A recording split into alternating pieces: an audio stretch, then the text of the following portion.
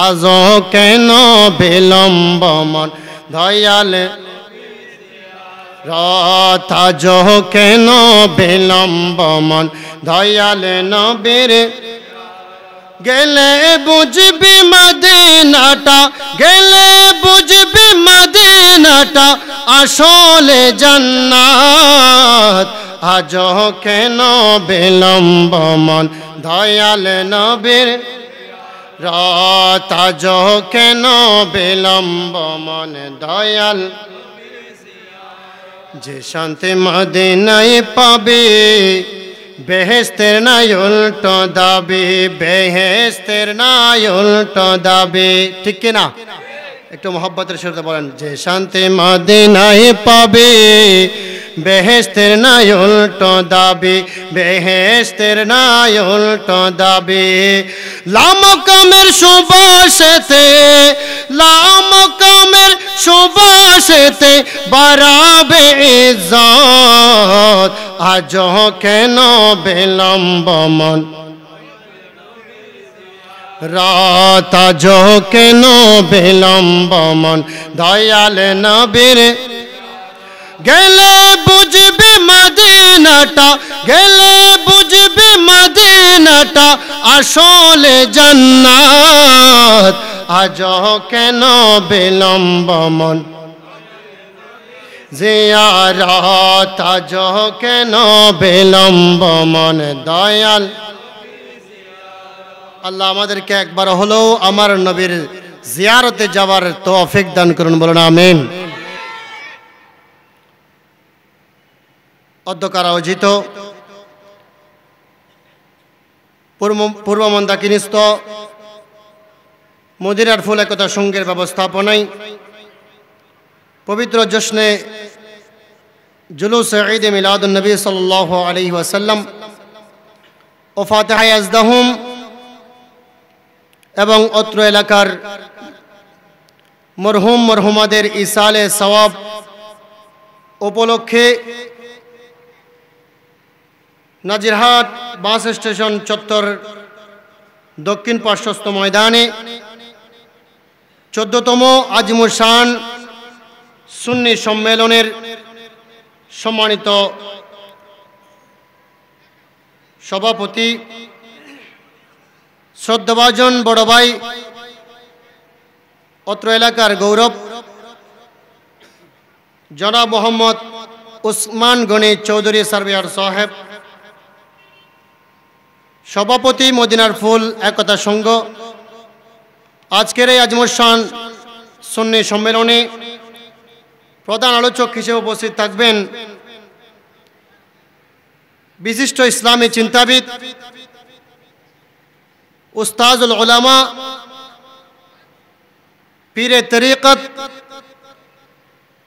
সুন্নি জনতার প্রাণস্পন্দন হযরতুল হাজ আল্লামা জনাব মৌলানা আবুল কাসেম নুরি সাহেব কিবলা মুদ্দাজিল্লাহুল আলী প্রতিষ্ঠাতা চেয়ারম্যান আঞ্জুমানে রজবিয়া নুরিয়া ট্রাস্ট বাংলাদেশ এবং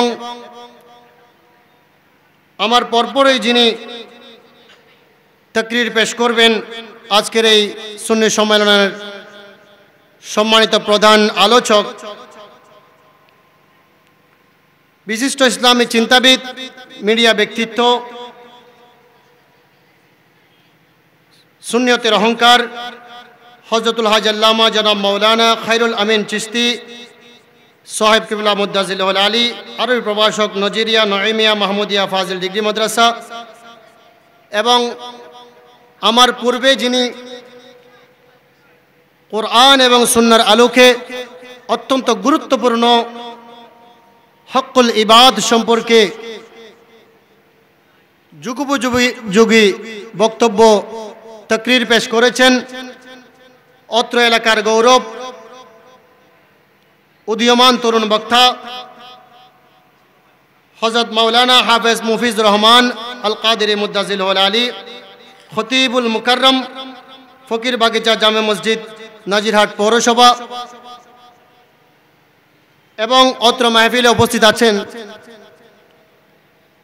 রুমিয়ে বাঙ্গাল আল্লামা বজলুল করিম আহমদিউল কাদেরী আলমাজ ভান্ডারী রহমতুল্লাহ আলাই মাজার উন্নয়ন সমন্বয় কমিটির সম্মানিত সভাপতি, নাজিরহাট জামিয়া মিলিয়া আহমদিয়া কামিল মাদ্রাসার সম্মানিত সিনিয়র মুদাররিস,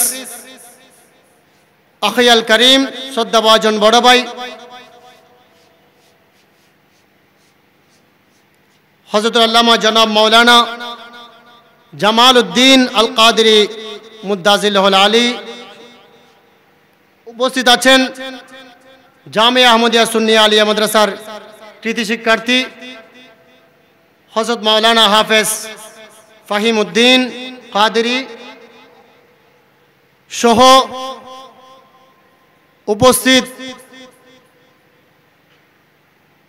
আশিকে রসুল বিল খুসুস অত্র মাহফিলে আগত আমার পিতৃতুল্য, আমার বাবার সমবয়সী মুরব্বিনে কিরাম,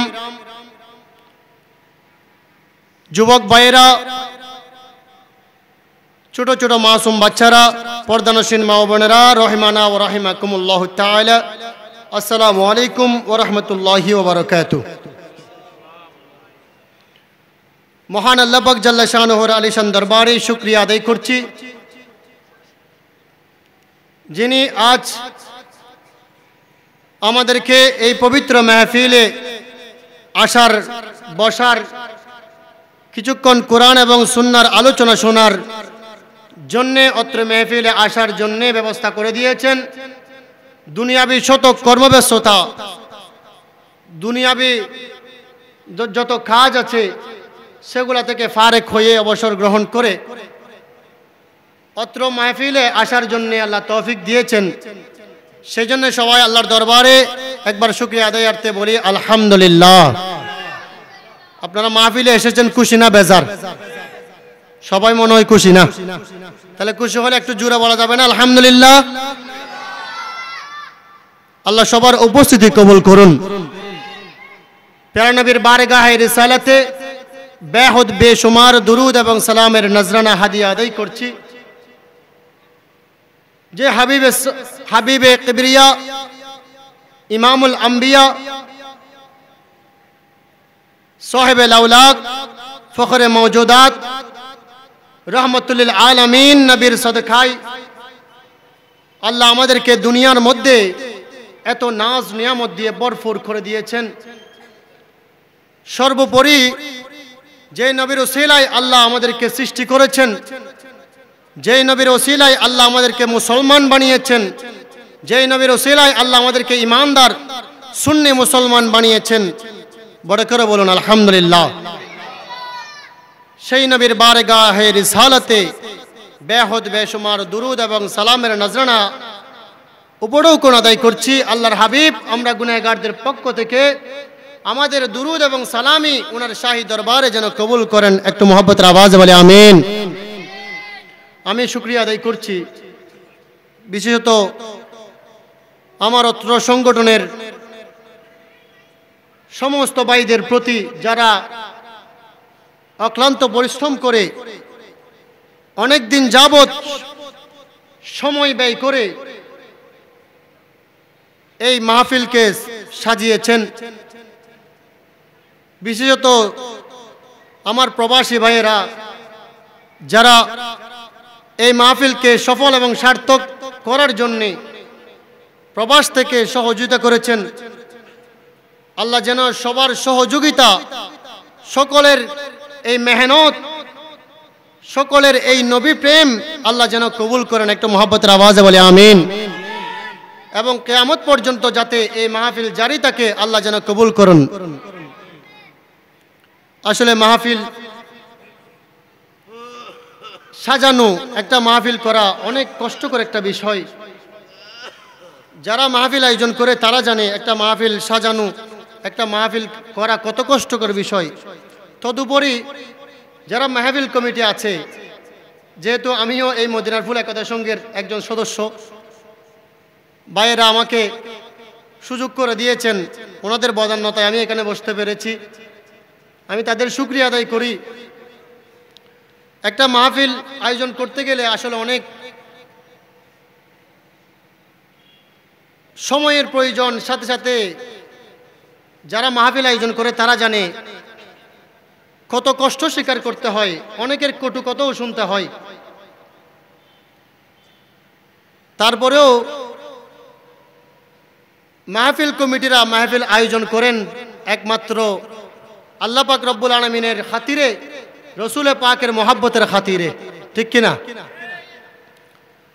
আল্লাহ যেন মদিনার ফুল একতা সংঘের এই মাহফিল যেন কবুল করেন, বলেন আমিন। আপনারা সবাই জানেন সকাল থেকে অত্র মাহফিলে এখানে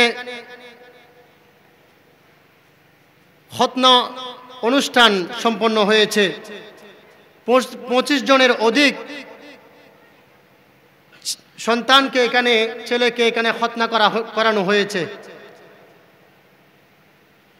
এটা মদিনা ফুল একতা সংঘ, এটা একটা সামাজিক সংগঠন। এটা সমাজের উন্নয়নমূলক কাজের জন্য মদিনার ফুল একতা সংঘ সবসময় কাজ করে থাকে। তো আল্লাহ পাক রব্বুল আলামিন যেন মদিনার ফুল একতা সংঘের সমস্ত কার্যক্রম, বছরব্যাপী আরও অনেক কার্যক্রম এখানে আমরা পরিচালনা করে থাকি, আমার ভাইয়েরা পরিচালনা করে থাকেন, আল্লাহ যেন সমস্ত কার্যক্রমকে কবুল করেন। একটা মহব্বতের আওয়াজে বলে আমিন। সম্মানিত উপস্থিতি, ভাইয়েরা আমাকে একটা বিষয় দিয়েছেন,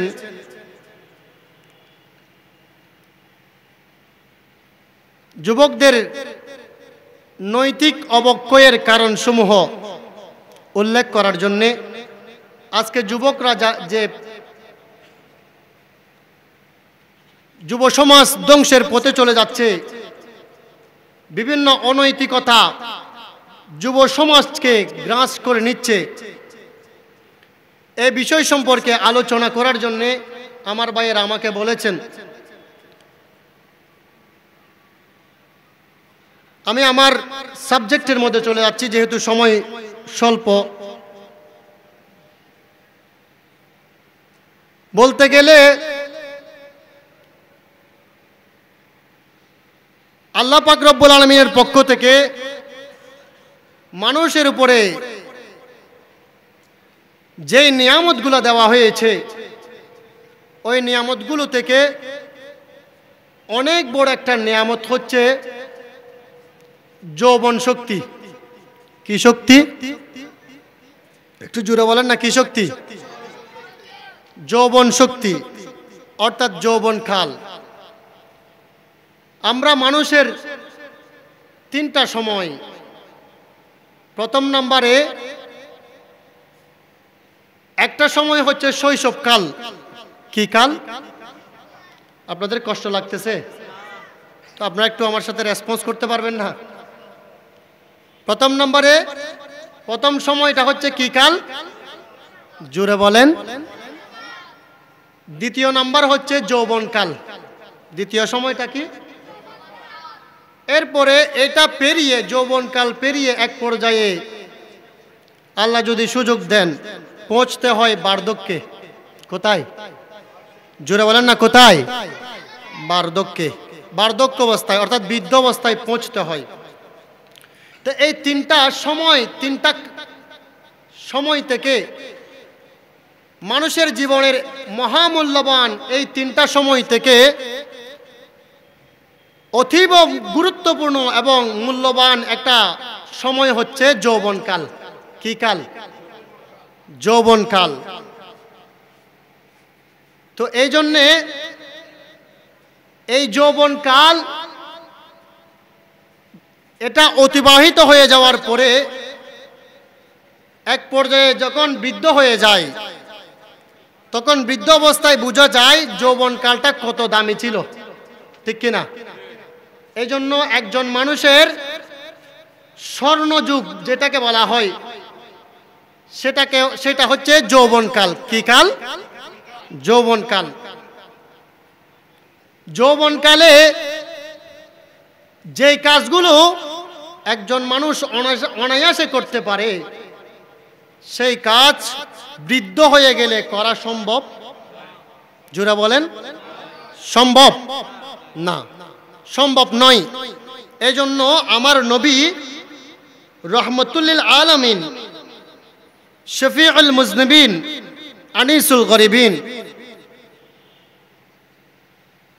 হযরত মুহাম্মদ মুস্তাফা সাল্লাল্লাহু আলাইহি ওয়াসাল্লাম হাদিসে পাকের মধ্যে এই যৌবন কালটাকে গনিমত বলেছেন। কি বলেছেন? গনিমত। তো আমার নবী এই যৌবন কালটা যুবক ভাইদেরকে উদ্দেশ্য করে আমার নবীজি বলেন,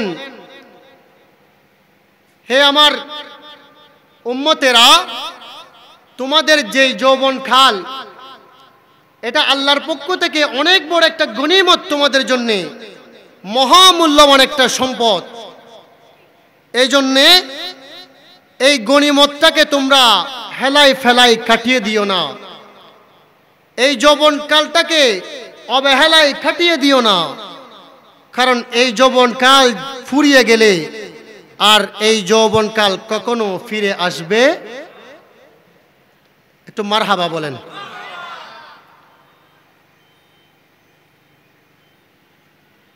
ঐতিহ্যবাহী দ্বীনি শিক্ষা নিকেতন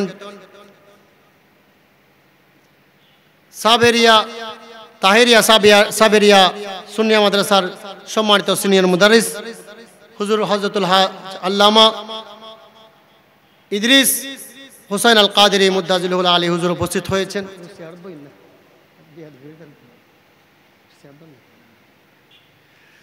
আসলে আমার এখানে ওয়াজ করতে অস্বস্তি লাগতেছে, কারণ এখানে বড় বড় ওলামায়ে কেরাম উপস্থিত হয়েছেন, যারা আমাদের অনেক বেশি সিনিয়র।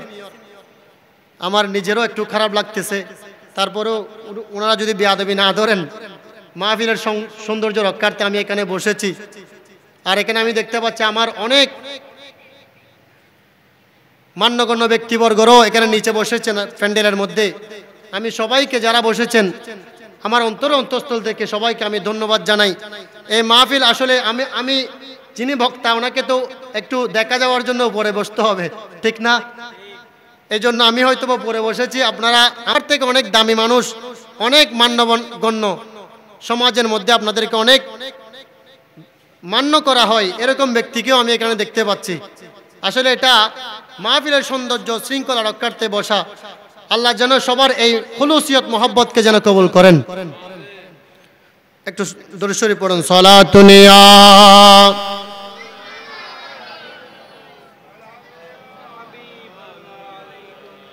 से महजूरे बरामद जान आलम तरहम या रसूल अल्लाह तरहम सलातुनिया।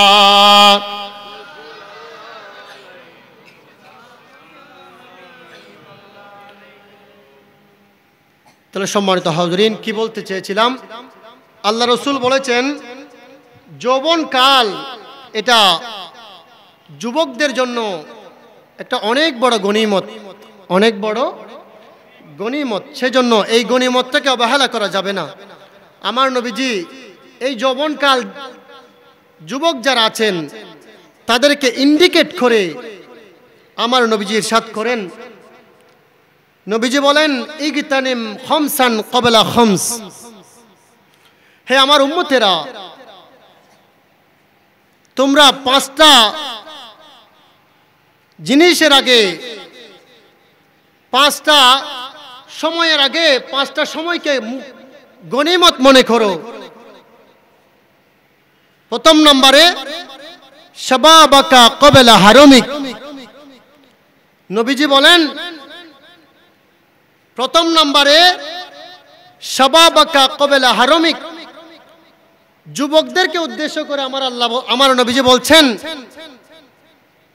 পাঁচটা সময় আসার আগে পাঁচটা সময়কে মূল্যায়ন করো, গনিমত মনে করো। প্রথম নম্বরে নবীজি বলেন শাবাবাকা ক্বাবলা হারামিক, তুমি তোমার যৌবন কালকে মূল্যায়ন করো ক্বাবলা হারামিক, বৃদ্ধ হয়ে যাওয়ার আগে আগে। একটু বড় করে বলেন সুবহানাল্লাহ। কি হয়ে যাওয়ার আগে? বৃদ্ধ হয়ে যাওয়ার আগে। আমার নবীজির পরে বলেন সিহাতাকা ক্বাবলা সাকামিক, তুমি তোমার সুস্থতাকে মূল্যায়ন করো অসুস্থ হয়ে যাওয়ার আগে। একটু বড় করে বলেন সুবহানাল্লাহ। এরপরে ওয়াকিনা আকা কবেলা ফাকরিক, তুমি তোমার সম্পদকে মূল্যায়ন করো, ধনাঢ্যতাকে মূল্যায়ন করো। কবেলা ফাকরিক, ফকির হয়ে যাওয়ার আগে আগে, নিঃস্ব হয়ে যাওয়ার আগে আগে। বড় করে বলেন সুবহানাল্লাহ। ওয়া ফারাগাকা কবেলা শুগলিক, নবীজি বলেন তুমি তোমার অবসর যে সময়টা আছে সেই সময়টাকে মূল্যায়ন করো কবেলা শুগলিক, ব্যস্ত হয়ে যাওয়ার আগে আগে। বড় করে বলেন সুবহানাল্লাহ। পঞ্চম নম্বরে আমার নবীজি বলেন ওয়া হায়াতাকা কবেলা মাউতিক, হে আমার উম্মত তুমি তোমার হায়াতটাকে মূল্যায়ন করো কবেলা মাউতিক, মৃত্যু আসার আগে আগে। সুবহানাল্লাহ বলেন না? তাহলে আমার নবীজি এখানে 5টা বিষয়ের কথা বলেছেন। তন্মধ্যে প্রথম নম্বর বলেছেন শাবাবাকা কবেলা হারমিক, হে আমার উম্মত, যুবকদেরকে উদ্দেশ্য করে নবীজি বলছেন হে যুবক তুমি তোমার যৌবন কালকে মূল্যায়ন করো বৃদ্ধ হয়ে যাওয়ার আগে আগে। কারণ বৃদ্ধ হয়ে গেলে এই যৌবন কালটা আর ফিরে আসবে না। যৌবন কালে তোমার যেই শক্তি আছে বৃদ্ধকালে সেই শক্তি কি থাকে? জোরে বলেন, থাকে না। এই জন্য নবীজি বলেন যৌবন কালকে মূল্যায়ন করো আল্লাহর ইবাদত করার মাধ্যমে। বড় করে বলেন সুবহানাল্লাহ। কারণ যৌবন কাল চলে গেলে আর ফিরে আসবে না।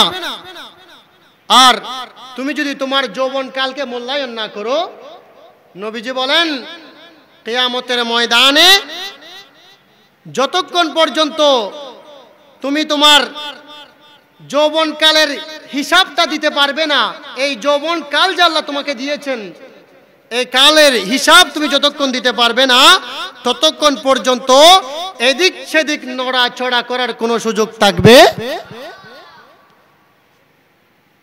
আমার রাসূল বলেন লা তাজুলু কদম ইবনে আদম ইয়াউমাল কিয়ামাতি মিন ইনদি রাব্বিহি হাত্তা ইউসআলা আন খামস। নবীজি আমার নবুয়তের জবানে ইরশাদ করেন হে আমার উম্মতেরা, কিয়ামতের ময়দানে যতক্ষণ পর্যন্ত বান্দা 5টা জিনিসের হিসাব আল্লাহর দরবারে দিতে পারবে না ততক্ষণ পর্যন্ত এদিক সেদিক নড়াচড়া করার, এক পা এদিক সেদিক নড়াচড়া করার কোনো সুযোগ থাকবে না। উচ্চ আওয়াজে বলেন সুবহানাল্লাহ। আমার নবী বলেন প্রথম নম্বরে আল্লাহ জিজ্ঞাসা করবেন, আল্লাহর বান্দাদেরকে জিজ্ঞাসা করবেন আন উমরিহি ফিমা আফনা, হে আমার বান্দারা আমি তোমাদেরকে যে সময়টা দিয়েছি, যে হায়াতটুকু আমি তোমাদেরকে দান করেছি, তুমি আমাকে তোমার হায়াতের হিসাব দাও। তুমি যতক্ষণ পর্যন্ত তোমার হায়াতের হিসাব দিতে পারবে না, তোমার জীবনের হিসাব দিতে পারবে না, ততক্ষণ পর্যন্ত তুমি এদিক সেদিক নড়াচড়া করতে পারবে না। উচ্চ আওয়াজে বলেন সুবহানাল্লাহ। দ্বিতীয় নম্বরে আমার আল্লাহ প্রশ্ন করবেন যুবক ভাইদেরকে ইন্ডিকেট করে, হে আমার বান্দারা আমি তোমাদেরকে একটা মহামূল্যবান সময়, মহামূল্যবান কাল আমি তোমাদেরকে দান করেছি, সেটা হচ্ছে যৌবনকাল।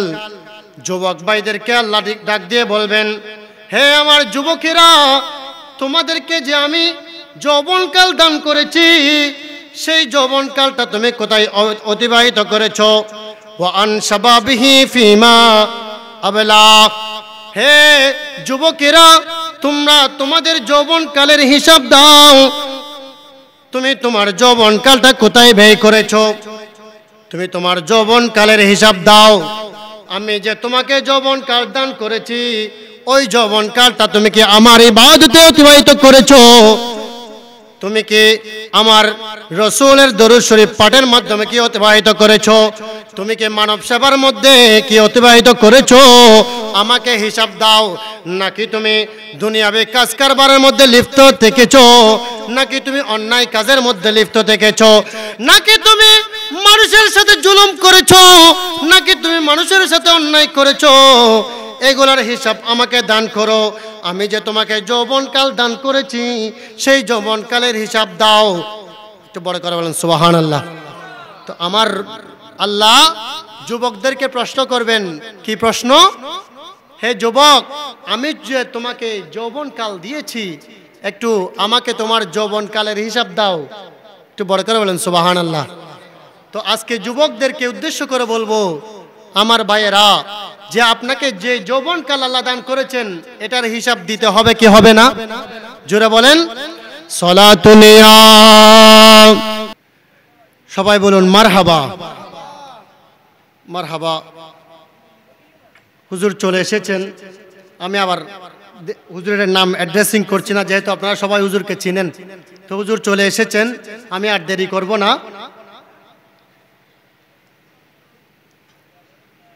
সম্মানিত হাজিরিন, একটু দরুদ শরীফ পড়ুন। সলাতুনিয়া।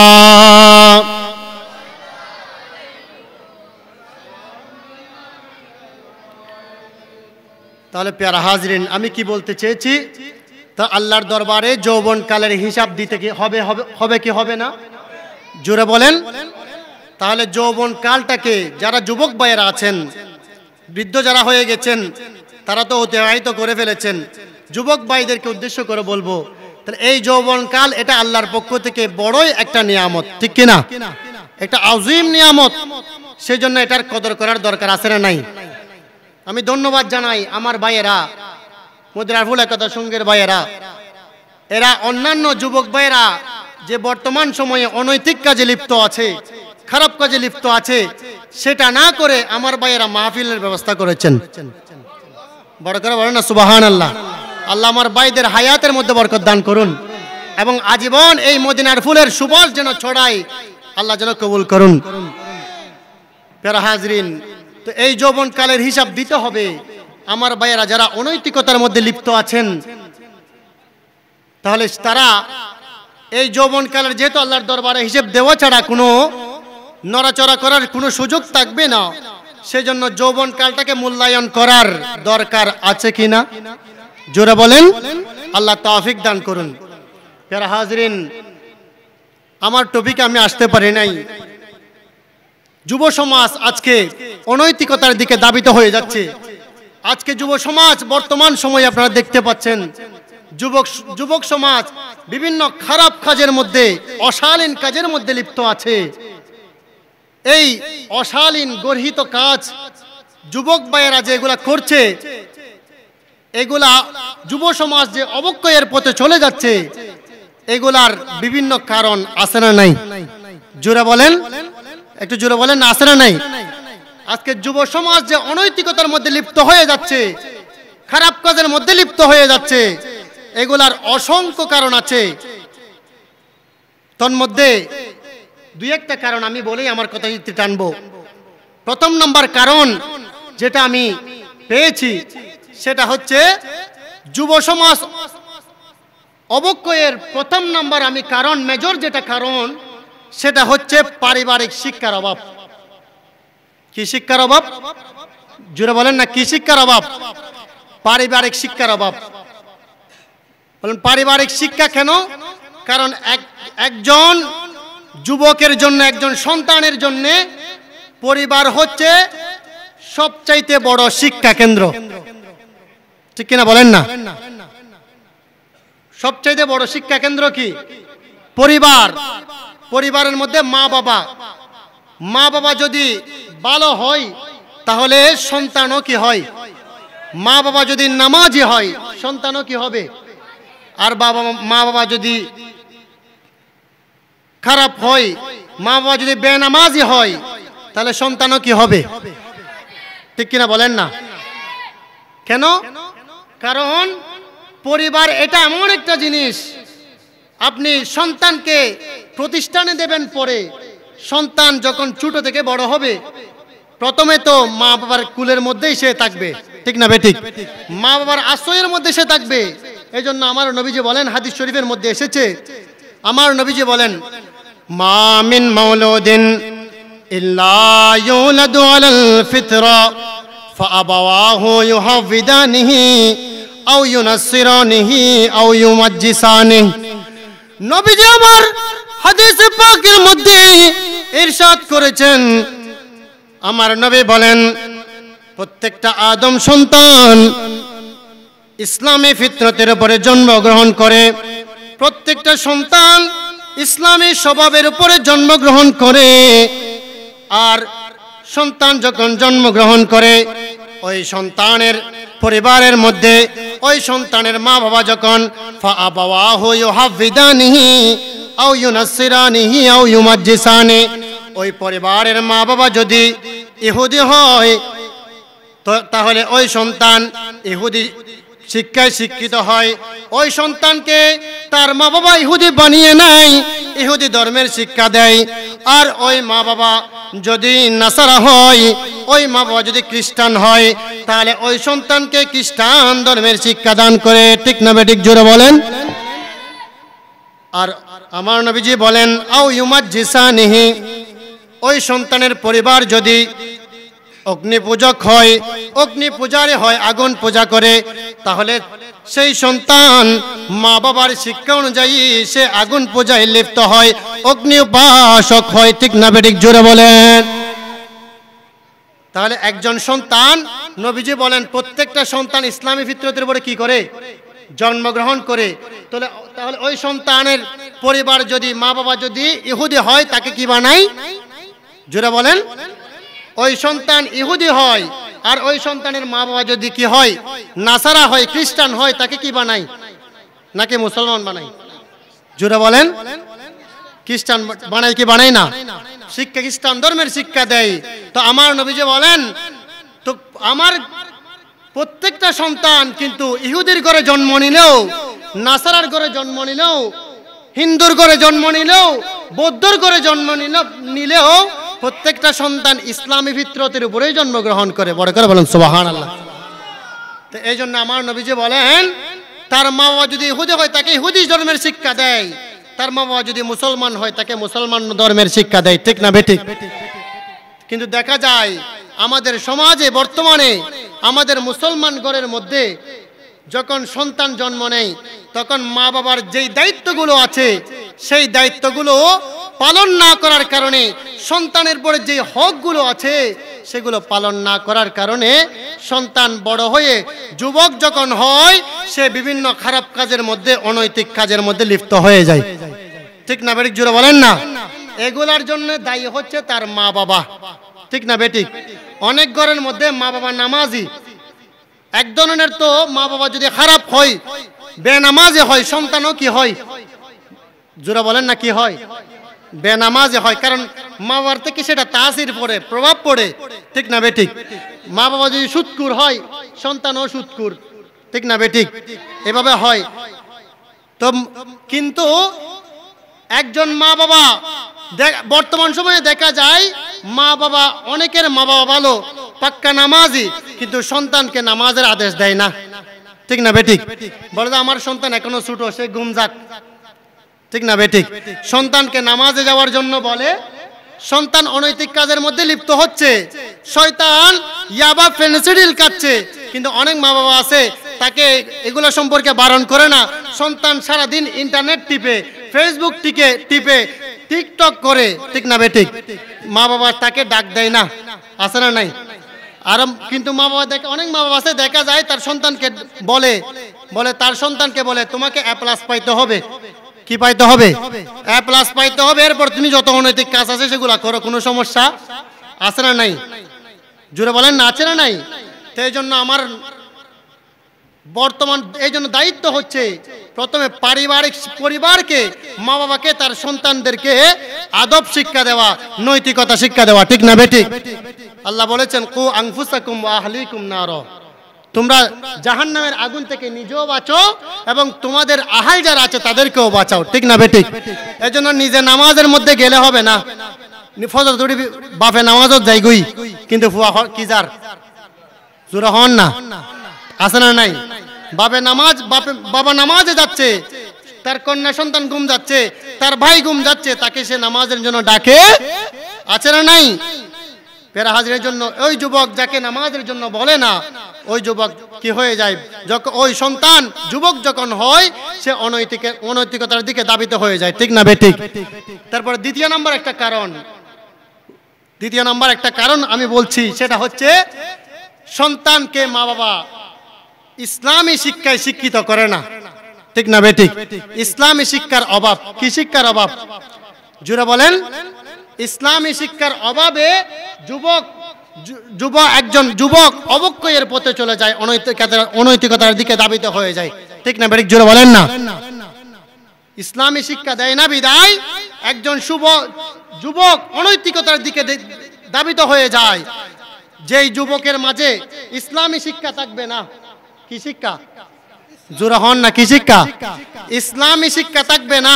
সে যদি বড় অক্সফোর্ড ইউনিভার্সিটির মধ্যেও পড়ে, তাহলে অক্সফোর্ড ইউনিভার্সিটির পড়ালেখাও তার কোনো কাজে আসবে? জোরা বলেন না, কোনো কাজে আসবে? কারণ এটা করেও, অক্সফোর্ড ইউনিভার্সিটির মধ্যে পড়েও সে অনৈতিকতার দিকে ধাবিত হয়ে যাবে, ঠিক না বেঠিক? জোরা বলেন না। এই জন্য একজন আমেরিকান সাইকোলজিস্ট এবং এডুকেটর, একজন মনোবিজ্ঞানী এবং শিক্ষাবিদ, তার কথা আমার খুবই সুন্দর লেগেছে। ওনার নাম হচ্ছে স্ট্যানলি হল। উনি বলেছেন, if you teach your children 3 hours, if you teach your children 3 hours and leave you 4th hour, you'll get 5th hour. Stanley হল উনি বলেছেন যে তুমি তোমার সন্তানকে যদি 3টা আর শিক্ষা দাও, কয়টা আর? জোরে বলতেছেন না, কয়টা আর? 3টা আর শিক্ষা দাও। প্রথম নম্বরে একটা হচ্ছে রাইটিং, প্রথম আর মানে রাইটিং, দ্বিতীয় আর মানে রিডিং, তৃতীয় আর মানে হচ্ছে অ্যারিথমেটিক্স, অর্থাৎ লেখাপড়া এবং অঙ্ক, লেখাপড়া এবং।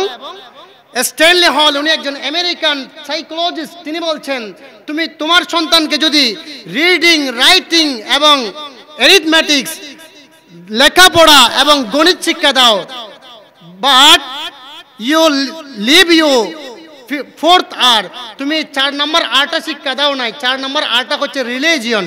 4 নম্বর আরটা কি?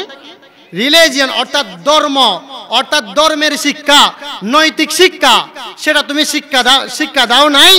ইউল গেট 5th hour, অর্থাৎ তুমি 5ম নম্বরে তুমি একটা আর পাবে। এই আর মানে হচ্ছে রাস্কাল, অর্থাৎ বদমাশ। জোরে বলেন না নাউজুবিল্লাহ। তুমি যদি তোমার সন্তানকে পড়ালেখা শিক্ষা দিয়েছো, উচ্চ শিক্ষায় শিক্ষিত করেছো, কিন্তু তুমি তোমার সন্তানকে রিলিজিয়ন শিক্ষা দাও নাই, ধর্মের শিক্ষায় শিক্ষিত করো নাই, নৈতিক শিক্ষায় শিক্ষিত করো নাই, তাহলে তুমি তোমার সন্তানটা বড় হয়ে রাস্কাল হবে, বদমাইশ হবে, চোর হবে। জোরে বলেন না, ঠিক কিনা? এই জন্যই তো দেখা যাচ্ছে বর্তমান সময়ে যাদের কোনো ধর্মকর্ম নাই, যারা ধর্মের শিক্ষায় শিক্ষিত হয় নাই, অক্সফোর্ড ইউনিভার্সিটির মধ্যে পড়েছে, কিন্তু এক পর্যায়ে তারা ওই ট্রান্সজেন্ডার বাদকে মেনে নিচ্ছে। যেটা বলেন না নাউজুবিল্লাহ। একটা বর্তমান সময়ে আমাদের শিক্ষা ব্যবস্থা ধ্বংসের পথে, ঠিক না বেঠিক? স্কুল বইয়ের মধ্যে 7ম শ্রেণীর বইয়ের মধ্যে লেখা হয়েছে শরীফ আর গল্প নামে একটা ট্রান্সজেন্ডার বাদ, যেটাকে ট্রান্সজেন্ডারিজম, রূপান্তরকামিতা, যেটা ইসলামে হারাম, এরকম একটা বিষয় 7 বইয়ের মধ্যে তুলে ধরা হয়েছে। জোরে বলেন না নাউজুবিল্লাহ। এটার মানে হচ্ছে, আপনারা যারা ফেসবুক, ইউটিউব ইউজ করেন, ওনারা জানেন, এটার মানে হচ্ছে মনে মনে কেউ একজন যদি বলে আমি নারী, মনে মনে কি তার নামাতের, আমি হুজুরকে বসিয়ে রেখে, হুজুর বিয়াদবি ধরবেন না, আশা করি আমি আমার শেষ করে দিচ্ছি। কেউ যদি মনে মনে নিজেকে কি বলে, জোরে হন না, কেউ যদি হয় আমি মনে মনে নারী, ইবে বলে ইবারে স্বীকৃতি দম্পর নারী হিসেবে জোরে হন না নাউজুবিল্লাহ। ইবেন না কেউ যদি হয় আই মনে কোনো মহিলা যদি বলে আমি মনে মনে পুরুষ, কিভাবে? মনে মনে, লিঙ্গর মাধ্যমে নয়। যদি বলে মনে মনে আমি পুরুষ, তাহলে তাকে পুরুষ হিসেবে স্বীকৃতি দিতে হবে। যদিও তার সমস্ত অঙ্গ প্রত্যঙ্গ পুরুষের, সে যদি বলে আমি মেয়ে, তাহলে তাকে মেয়ে সাব্যস্ত করতে হবে, মেয়ে হিসেবে স্বীকৃতি দিতে হবে। এটার নাম হচ্ছে ট্রান্সজেন্ডারিজম, অর্থাৎ আপনার রূপান্তরকামিতা। জুড়ে বলেন না নাউজুবিল্লাহ। তো এরকম একটা অনৈতিকতা, এরকম একটা বিকৃত মন মানসিকতা, বিকৃত মতবাদ আমাদের সমাজের মধ্যে, আমাদের এই বিশ্বের মধ্যে ছড়িয়ে গেছে। বর্তমানে আমাদের বাংলাদেশের মধ্যেও সেটা চলে এসেছে, ঠিক কিনা বলেন না? আমাদের সন্তানদেরকে ধ্বংসের পথে নিয়ে যাচ্ছে। আমাদের স্কুলের মধ্যে যারা পড়ে তারা শরীফ আর গল্প নামে এটা পড়েছে। তো সেই জন্য প্যারা হাজরিন, আমি আপনাদেরকে বলবো এই সময়ে আমাদের সোচ্চার হওয়ার দরকার আছে না নাই? অত্যন্ত সূক্ষ্মভাবে, গোপনভাবে মুসলমানদেরকে ধ্বংস করে দেওয়ার জন্যে ইহুদি নাসারারা ওই পশ্চিমা বিশ্ব আমাদের উপরে বিভিন্ন প্রকার আগ্রাসন চালাচ্ছে, ঠিক না বেঠিক জোরে বলেন না? শুধু এটা নয়, আপনারা বলবেন হুজুর এগুলো আমাদের বাংলাদেশে নাই। না, আমাদের বাংলাদেশেও চলে এসেছে ট্রান্সজেন্ডারিজম, নৈতিকতা, রূপান্তরকামিতা, যেটা ইসলামে হারাম। রূপান্তরকামিতা এটা কি? ইসলামে হারাম। প্রথম নম্বরে কেউ বলে, যদি বলে মনে মনে নারী, মনে মনে আবার কিছু আছে? জোরে বলেন নাই, মনে মনে তো নাই।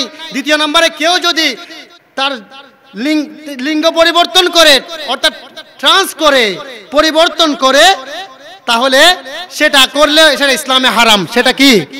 এটার মাধ্যমে সমকামিতা, এটার মাধ্যমে একটা জিনিস চলে আসবে, ফুটে আসবে, সেটা হচ্ছে সমকামিতা, লাওয়াতাত। জোরে বলেন না নাউজুবিল্লাহ। যেই লাওয়াতাতের কারণে কোরআন শরীফের সূরাতুল আরাফের 80 থেকে 84 নম্বর আয়াত পর্যন্ত আল্লাহ বলে দিয়েছেন, লূত আলাইহিস সালাম আল্লাহর একজন নবী, ওনার কওমকে আল্লাহ ধ্বংস করে দিয়েছিলেন। কি করে দিয়েছিলেন? আযাব দিয়ে ধ্বংস করে দিয়েছেন লাওয়াতাতের কারণে। এই ট্রান্সজেন্ডারবাদের মাধ্যমে ওই পশ্চিমা বিশ্ব আমাদের উপরে ওই সমকামিতার যেই বীজ, সেটা বপন করে দেওয়ার জন্য তারা চেষ্টা চালাচ্ছে। জোরে বলেন না নাউজুবিল্লাহ। সেই জন্য আমাদের সোচ্চার হওয়ার দরকার আছে না নাই? এই জন্য সন্তানকে ইসলামী শিক্ষায় কি করতে হবে? শিক্ষিত করতে হবে, ইসলামী শিক্ষা দিতে হবে, নীতি নৈতিকতা তাকে শিক্ষা দিতে হবে। আল্লাহ তৌফিক দান করুন, বলেন আমিন। প্যারা হাজরিন, এভাবে আরো অনেক যুব সমাজের অনেক কারণে যুব সমাজ ধ্বংস হয়ে যাচ্ছে। বিজাতীয় সংস্কৃতির অনুসরণ করছে, এটার কারণে পোশাক পরিচ্ছদ, বিজাতীয় পোশাক পরিচ্ছদ পড়ছে, মাদক দ্রব্য, ফেন্সিডিল, ইয়াবা আছে না নাই? জোরা হন না। ইং গড়ি গড়িয়ে রাজিয়া যুবক কি হয়ে যার গই, ধ্বংস হয়ে যার গই, ঠিক না বেঠিক? এই জন্য এগুলা থেকে পরহেজ করতে হবে। এগুলা থেকে পরহেজ করতে পারলেই আপনার আমার জীবন, আল্লাহ যে আমাকে পাঠিয়েছেন, যে অল্প সময়টা দিয়ে আমাদেরকে পাঠিয়েছেন, সেই জীবনটা কি হবে? সার্থক হবে, ঠিক না বেঠিক? আল্লাহ আমাদের যুবক ভাইদেরকে সমস্ত খারাপি থেকে বেঁচে থাকার তৌফিক দান করুন, আমিন। আমি হুজুরের সাথে বেয়াদবি করে ফেলেছি, আমি এটার জন্য ক্ষমা চেয়ে, আপনাদের কাছ থেকে দোয়া চেয়ে আমি আমার বক্তব্য এখানে শেষ করছি। ওয়া আখির দাওয়ানা আলহামদুলিল্লাহি রাব্বিল আলামিন। আসসালামু আলাইকুম ওয়া রাহমাতুল্লাহি ওয়া বারাকাতুহু।